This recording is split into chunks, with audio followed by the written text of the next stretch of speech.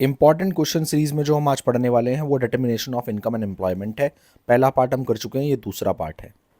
इसमें जो सबसे पहला इंपॉर्टेंट क्वेश्चन बनता है वो x and ten x post बनता है। X and ten x post investment हो जाता है। उसके बाद आपके लिए दूसरा क्वेश्चन जो इंपॉर्टेंट बनता है वो शॉर्ट टर्म इक्विलिब्रियम आउटपुट बनता है, जहां पर वो दो कंडीशन दे देता है, जहां पर एस आई से ज़्यादा है या फिर आई जो है वो एस से ज़्यादा है। देखिए, इन दोनों क्वेश्चंस को इससे रिलेट करके बता सकते हैं आप एग्रीगेट सप्लाई और एग्रीगेट डिमांड, क्योंकि इन्हीं के नाम यहाँ पर मेंशन कर रखे होते हैं। देखिए, ध्यान से इन क्वेश्चंस को देख लेगा। एस और आई अप्रोच के नाम से भी ये क्वेश्चन कई बार पूछ लेता है, तो हमें ये आंसर लिखना होता है, ये डायग्राम बना करके ये सिचुएशंस बतानी होती है।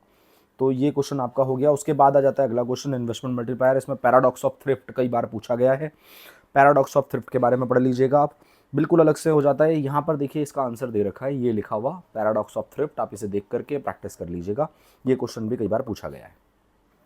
यहाँ पर एक और क्वेश्चन है, यहाँ पर देखेंगे तो मैकेनिज्म ऑफ इन्वेस्टमेंट मल्टीप्लायर का क्वेश्चन दे रखा है। मैकेनिज्म ऑफ इन्वेस्टमेंट मल्टीप्लायर के बारे में मैं आपको एक बात बता दूं, ये कई बार न्यूमेरिकल में पूछ लेता है कि आप न्यूमेरिकली एक्सप्लेन करिए इसको, तो इसका न्यूमेरिकल भी आप एक बार जरूर देख लीजिएगा। यहाँ पर तो बस थ्योरी थ्योरी मेंशन कर रखी है। इन्वेस्टमेंट मल्टीप्लायर का क्वेश्चन अगर आता है तो सीधा 6 मार्क्स में भी आ जाता है कई बार।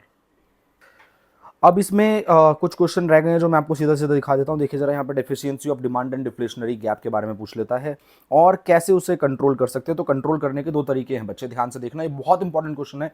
ये भी क्वेश्चन मैं बताता हूँ आपको, कल आपके पेपर में जरूर पूछा जाएगा। Deficiency of demand, deflationary gap, या फिर आपका एक्सेस ऑफ डिमांड या इन्फ्लेशनरी गैप, इन दोनों कंडीशंस को वो बोलता है कि by using the fiscal policy और by using the monetary policy solve करके दिखाओ।